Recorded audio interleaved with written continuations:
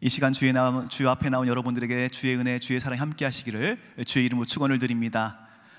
오늘 저는 능력을 받는 책을 읽으라라는 제목으로 주의 말씀 전하고자 합니다. 최근 뉴스 보면은 하루가 멀다 하고 위험한 이야기들이 참 많이 나옵니다. 세상이 참 어지럽다 생각이 듭니다. 동시다발적으로 묻지마 폭력, 살인 사건들이 난무하고 있습니다. 이것을 보면서 참 악한 영이 판을 치는구나 생각하게 됩니다. 어떻게 저렇게 사람의 얼굴을 하고 사람을 죽이는데 저럴 수가 있을까라는 생각을 듭니다. 도대체 이해가 안 돼서 뉴스들을 자세히 보니 정신이 멀쩡하지가 않습니다. 뉴스에서는 오랜 우울증을 앓았다, 조현병을 앓았다라고 표현하는 내용들이 나오고 있더라고요. 근데 이런 사람들을 가까이 가서 자세히 살펴본 정신과 의사들의 이야기라든지 이런 사람들을 대한 여러 가지 임상적으로 대한 사람들의 증언이라든지 혹은 교도소에서 이런 범죄자들을 다룬 크리스찬들의 이야기의 간증들을 들어보면 단순한 정신분열, 좀 헷갈리는 조현병 정도 이상의 어떤 영적 현상, 어떤 환청이 들린다든지 혹은 심지어 어떤 영적인 인격적 실체가 그 안에 들어가서 우리로 치면 악령이 들어간 거죠. 그 사람을 사로잡고 그래서 악행을 저지르게 했다라는 보고가 꽤 많이 듣게 됩니다. 저도 목회자다 보니까 아무래도 이런 경험들이 좀 있습니다. 우리 신촌교회에서는 제가 별로 겪어보지 못했는데 이전에 있었던 교회에서 있다 보면은 매일 밤 악몽에 시달린다고 와서 기도해달라고 그런 분도 좀 있었고, 가볍게는 혹은 우울증이 참 깊다라고 하시는 분도 있었는가 하면은 실제로 어떤 분은 와가지고 제가 지금 담배 들린 귀신인데 저를 위해서 그런 기도해 주세요. 이제 그런 거를 직접 듣고 나니까 제가 깜짝 놀라서 이건 또 무슨 말이야, 그런 경험을 한 적도 있고, 어떤 사람은 영적으로 자기가 사로잡혀 있는데 음란막에 사로잡혀 있다고 자기를 위해서 기도해 달라고 그런 이야기를 들어서 이건 참 저도 독특한 경험들을 했었던 것 같습니다. 지나치게 생각하면 신비주의에 빠질 거기 때문에 경계를 합니다만은 한 번은 어떤 병원에 입원했는데 입원하신 분을 위해서 기도하러 갔는데 서울대 병원입니다. 8층에 가보니까 정신과 병원입니다. 병동입니다. 이제 들어갔더니 간호사분이 저를 보자마자 혹시 목사님이세요? 라고 물어보시더라고요. 그래서 예, 그런데 왜요? 죄송하지만 여기서 그렇게 혹시라도 기도를 해주시다 보면은 우리가 감당할 수 없는 현상들이 나타나는 경우가 있으니 기도를 자제해 주시라고 굉장히 공손하게 이야기하더라고요. 제가 그 얘기 듣고 알겠습니다, 그럼 면회만 하고 기도 안 하고 나오겠습니다, 그런 적도 있습니다. 그러고 나오면서 생각했던 것은 이런 일들이 의외로 많이 있구나, 그런 생각들을 했었었지. 실제로 이런 귀신 들림의 현상이든 조현병이든 이로 인한 피해들은 굉장히 많이 있습니다. 요즘에 더 많아지고 있죠. 가볍게는 우울증에서 시작해서 크게는 고통을 받다가 살인까지 저지르는 일들이 지금 비일비재하니까요. 지금 우리 사회가 이렇게 된 이유가 무엇일까요? 더 이렇게 크게 또 이런 일들이 확산되는 이유는 무엇일까요? 가만히 들여다보면 이 병리적인 사회 구조 때문에 그렇습니다. 지나치게 우리가 지금 양극화 문제, 사회 문제 현상이 있지 않습니까? 혹은 지나친 경쟁으로 사람을 자살로 모는 것이 우리 사회 아닙니까? 또 코로나 환경으로 해서 사람들을 억압하고 못 나가고 답답한 일들이 우리에게 좀 많이 있었었지요. 한편으로는 미디어에 너무 많이 노출되어 있습니다. 특별히 미디어 안에 있는 폭력적인 요소들에 혹은 폭력적인 게임들에 노출되어서 이곳에 나쁜 에너지 혹은 나쁜 영의 영향들을 우리 사회가, 우리가 너무나 많이 받고 있습니다. 사상적으로도 굉장히 혼란스럽습니다. 포스트 모던이라고 하지 않습니까? 한마디로 뭐예요? 핵심 진리가, 절대 진리가 있는 것이 아니라 너도 진리, 나도 진리, 이것도 진리, 저것도 진리, 그렇게 얘기하는 겁니다. 정리가 안 되는 거죠. 정리가 안 되니까 복잡하니까 이 말세의 징조가 드러나게 되는 것이고, 이 진리가 없고 기준이 없다 보니 화장실도 남자 화장실, 여자 화장실 혹은 중성 화장실 세워주세요. 너도 진리, 나도 진리, 이렇게 하다 보니 그걸 듣고 있노라면은 혼란에 빠지게 되는 것입니다. 결국 우리 사회의 이 혼란의 근본적인 원인은 진리의 기준이 상실된 사회이기 때문에 그렇습니다. 영적인 문제입니다. 이렇다면 이럴 때일수록 우리는 더욱더 이 영적인 문제를 바라보면서 절대 진리인 하나님의 말씀, 그 기준을 살필 필요가 있습니다. 성경 말씀에 보면 이 세상은 분열과 멸망으로 이끌어가는 사탄과 이러한 모순을 해결하고 영과 혼과 육신이 하나 되고 마음이 하나 되도록, 그래서 그 에덴 동산의 질서를 회복하도록 하는 하나님 백성 간에 사단의 악한 영들의 영향을 받는 사람과 하나님의 영의 영향을 받는 사람들 간의 이 싸움, 영적 전쟁이 있죠. 그리고 그 중간 지대에 있는 사람들을 서로가 이렇게 이끌어가려고 하는 이러한 상황이 우리의 사회인 것입니다. 이 전쟁은 영적 전쟁이므로 결국 우리는 하나님의 말씀, 진리의 검으로서 싸워서 이겨나가야 한다라는 것입니다. 그러므로 우리는 이 혼탁한 말세의 세상을 살고 있는 이때에 하나님의 말씀의 능력이 절실히 필요합니다. 하나님의 말씀을 통해서 먼저는 우리 스스로가 무장을 하고 보호를 해야 합니다. 나 스스로가 사단의 공격으로부터 맞서고 싸우고 또 영적으로 승리하는 삶을 살 수 있도록 해야 한다는 것이죠. 오늘 이러한 말씀의 능력과 은혜가 여러분 한 분 한 분에게 임하여서 이 세상에서 영적으로 승리의 싸움을 싸워나가고 승리의 기쁨을 누리는 이 시간 여러분들 되시기를 주의 이름으로 축원을 드립니다. 오늘 이 말씀 가운데 특별히 이에 관련해서 세 가지 부류의 인물들이 등장하는데 우리가 잠깐씩 살펴보겠습니다. 먼저는 하나님의 말씀의 능력을 입은 사도 바울이 등장합니다. 두 번째는 이런 하나님의 말씀의 능력을 입지 않았으면서 하나님의 말씀의 능력이 나타난 것을 단지 흉내만 내는 사람들, 하나님의 말씀에 무지한 사람들에 대한 이야기가 나옵니다. 세 번째는 하나님의 말씀의 능력을 사모하는 가운데 회개하며 주께 돌아가고 주의 말씀을 사로잡고 그 뜻 가운데 서려고 하는 사람들의 이야기가 나오죠. 먼저 첫 번째 사도 바울을 살펴보겠습니다. 하나님의 말씀의 능력을 입은 사도 바울. 이 사도 바울은 하나님의 사람이었습니다. 사도 바울은 에베소에서 하나님의 말씀을 전하고 복음을 전파했습니다. 그래서 성령 받지 못한 자들에게 세례를 주고 안수할 때 성령이 임했습니다. 에베소 유대인들은 이런 바울의 가르침을 일부는 받아들였지 많은 경우는 이것을 핍박하고 거부했습니다. 그래도 바울은 이 어려운 환경에 실망하거나 낙심하지 않고 지혜를 발휘해서 먼저 믿게 된 사람들을 따로 불러 모았습니다. 그래서 두란노 소원이라는 곳을 세우고 이곳에서 2년 동안 날마다 깊이 있는 말씀의 강해 가르침 양육을 했었지요.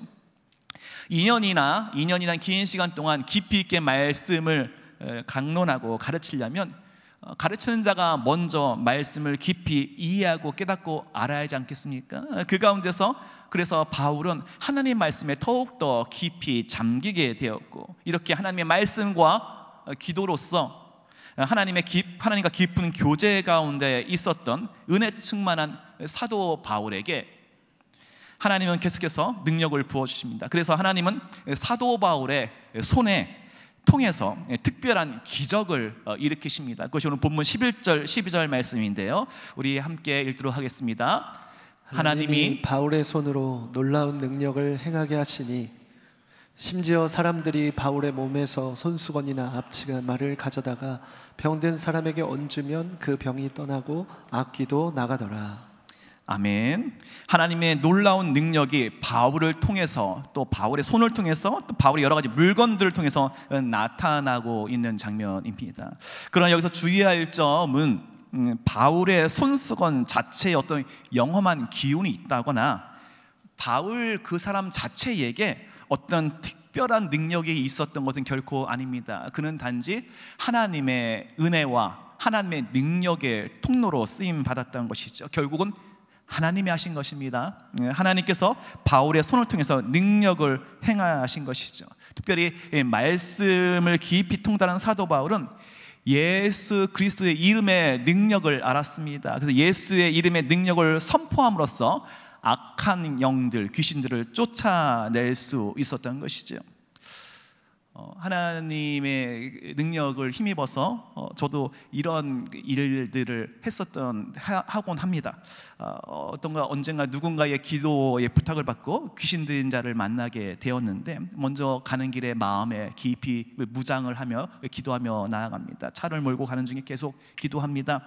하나님, 저는 부족한 죄인입니다. 저는 아무것도 할 수 없습니다. 심지어는 사단 마귀가 저의 연약함과 죄악을 알아보고 이것을 비밀로 저를 공격할까 두렵기도 합니다. 그러나 주님, 이것은 내가 하는 것이 아님을 믿습니다. 그저 저는 주님의 부르심에 순종하고 예수 그리스도의 십자가의 보혈에 의지하고 예수의 이름을 믿으며 예수의 능력을 믿으며 선포할 것이오니 주님께서 역사하여 주시옵소서. 이렇게 준비 기도를 하고 나갑니다. 이렇게 기도로 무장하고 귀신 들린 자를 만났을 때에 함께 기도하는 자들과 함께 보혈의 찬송을 부르고 그 사람을 향해 간절한 마음을 담아 기도하고 간구하는 가운데 이 악한 영아 나사렛 예수의 이름으로 명하노니 떠나갈지어다, 떠나갈지어다.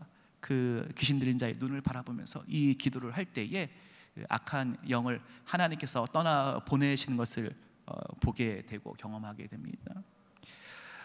예수의 이름에 능력이 있기 때문에 그렇습니다. 예수의 이름에 귀신은 두려워하고 떠나갑니다. 예수의 이름을 붙들고 입술로 선포하며 나갈 때 하나님께서 역사하시고 하나님께서 이 영적 싸움에서 승리하시는 것입니다. 그래서 악몽 더 이상 꾸지 않고 우울한 감정 사라지고 악한 영이 떠나가고 성령의 충만한 은혜와 사랑과 기쁨과 그 평안 가운데 살아가게 되는 것이죠. 이 놀라운 은혜와 그 역사를 함께 누리는 이 시간 저와 여러분 되시기를 주의 이름으로 축원을 드립니다.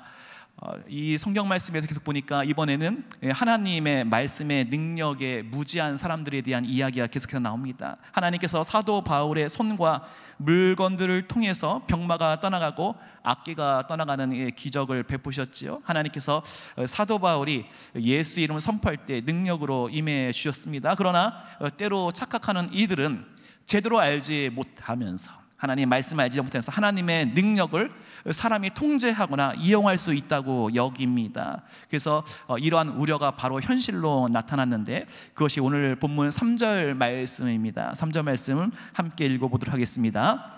이에 돌아다니며 마술하는 어떤 유대인들이 시험 삼아 악기 들린 자들에게 주 예수의 이름을 불러 말하되 내가 바울이 전파하는 예수를 의지하여 너희에게 명하노라 하더라. 아멘. 당시 에베소에는 유대인 마술사들, 퇴마사들이 있었습니다. 이들이 사도 바울의 이 축기 사역을 모방하기 시작했어요. 그래서 악한 영을 지닌 사람들에게 가서 예수님의 이름을 부르면서 쫓아내는 그런 시도를 하고 있는 것입니다. 그것도 본문에 보니까 시험 삼아 해보았다. 마치 마술사의 마법 주문을 걸듯이 예수님의 이름을 망령되이 일컬은 자들이었던 것입니다. 심지어는 이런 어리석은 행동을 유대 제사장의 아들들도 따라했습니다. 오늘 본문 말씀 14절을 보니까 유대의 한 제사장 스게와의 7 아들도 이 일을 행하더니 했습니다. 제사장의 아들들이 한심하게도 돈벌이 수단으로 마술사, 퇴마사 일을 하고 있습니다. 또 말씀에 무지한 상태에서 예수님의 이름을 망령되이 사용하고 있는 것입니다. 그러니까 이에 대해 악령 들린 사람이 정확히는 그 안에 들어가 있는 악령이 이렇게 대꾸하는 것이죠. 내가 예수도 알고 바울도 아는데 너는 누구냐? 다시 말하면 악령조차도 그들이 어설픈 사기꾼인 것을 바로 알아본 것입니다. 이후 그들에게 이 악령 들인 자가 뛰어 올라가 눌러버렸습니다. 초인적인 괴력을 발휘한 것이죠. 그래서 그 사람들은 이 귀신 들린 자에게 제압을 당하고 몸이 다치고 옷도 다 벗겨지고 찢겨져서 수많은 사람들이 보는 앞에서 망신을 당하고 수치스럽게 도망간 것이 오늘 본문의 내용입니다. 이들이 이렇게 실패한 이유는 하나님의 말씀과 예수 그리스도의 복음을 온전히 제대로 알지 못하고 능력의 주체이신 예수 그리스도에 힘입지 못하면서 그저 기적만을 얻기 위해서 사도 바울의 언행을 흉내내고 영적인 짝퉁행위를 했던 것이죠. 이것을 사실 우리도 주의해야 합니다. 우리가 혹시 모양만 그리스도인, 모양만 교인, 모양만 주님의 일을 하고 있는 것은 아닌지 때때로 우리는 경계하고 점검하고 기도해야 합니다.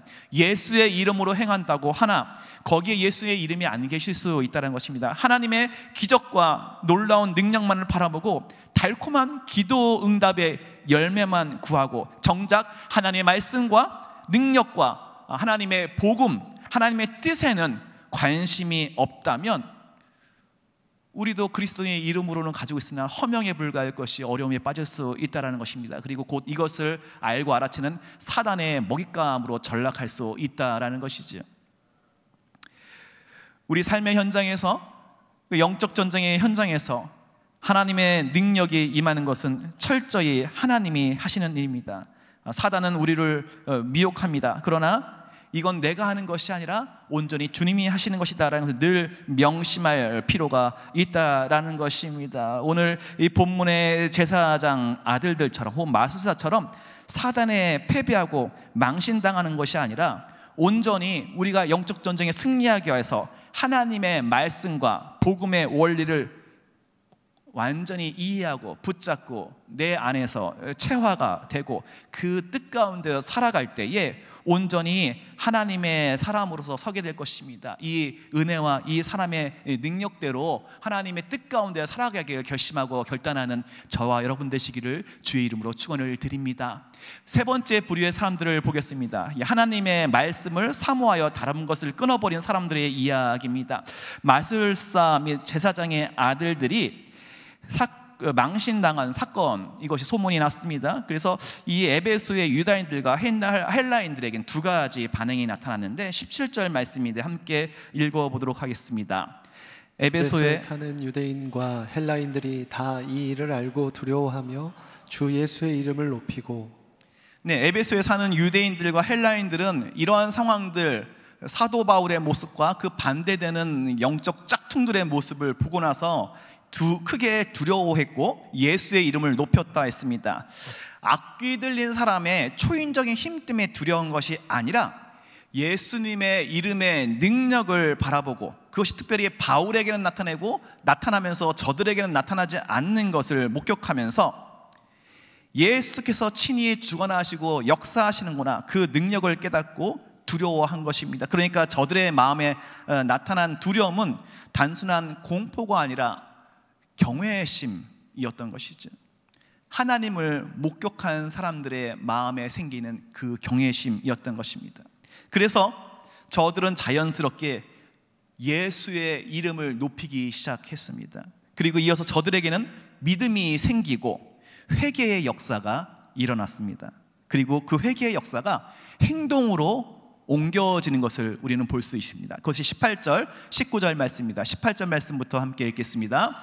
믿은 사람들이 많이 와서 자복하여 행한 일을 알리며 또 마술을 행하던 많은 사람이 그 책을 모아 가지고 와서 모든 사람 앞에서 불사르니 그 책 값을 계산한 즉 은 5만이나 되더라. 아멘. 믿고 회개한 에베소 사람들이 한 행동은 마술책을 불사르는 것이었습니다. 그들은 말로만 회개하지 않았습니다. 가지고 있던 마술과 관련된 책들을 모두 모아 태웠습니다. 회개를 한다고 하는데 왜 책을 태웠을까요? 여러분, 책을 통해서 생각의 정보가 우리의 눈을 통해서 생각으로 들어옵니다. 우리의 이성과 감정에 큰 영향을 주는 것이 이 책이죠. 광화문 교보문고 가면은 입구에 있습니다. 책이 사람을 만들고 사람이 책을 만듭니다. 저들이 그래서 이 마술책을 불태웠다라는 것은 이러한 근원적 회심의 선언을 의미합니다. 더 이상 이런 책들을 보면서 주술적인 생각이나 어떤 액땜을 하기 위한 주문이나 부족 같은 또 그 사고방식에 빠져들려 살아가지 않겠다라고 결심한 것입니다. 그래서 불태운 그 책의 가치가 은 5만이라고 하는데 요즘으로 시세로 치면 거의 수십억 원어치라고 합니다.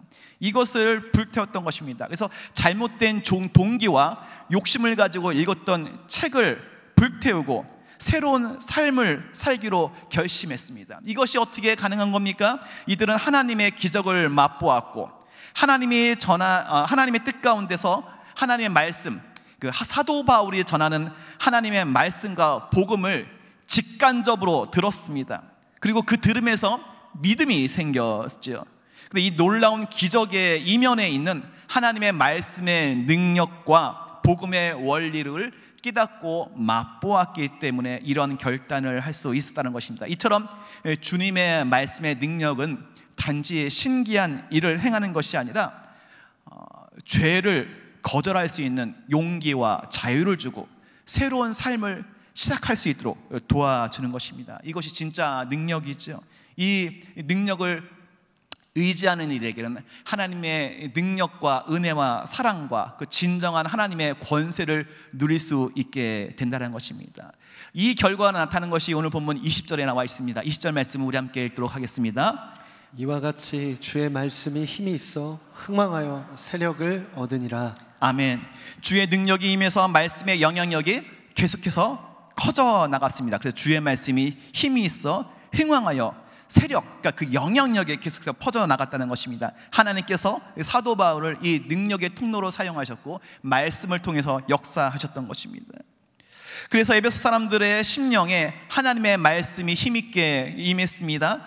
진정한 이 부흥은 그래서 이 기적적인 현상을 넘어서 말씀의 부흥으로 귀결이 됩니다.